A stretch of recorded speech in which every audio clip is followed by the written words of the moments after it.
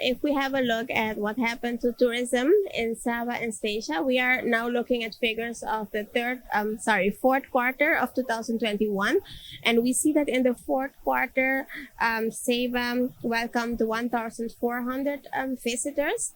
That's about 9% more than in the third quarter. If we see what happened the whole year for Saba in regards to the amount of visitors, there was 4,000 visitors reaching Saba in 2001, and this is still below the level of 2019, so 56% below the level of 2019. If we look at what happened in Stasia in the fourth quarter, we see that the amount of passengers was slightly below 1,200, and this is 45% of the levels, the pre-pandemic levels. So yeah, that's how we see how the tourism is picking up, the visitors, I must say, is picking up slightly.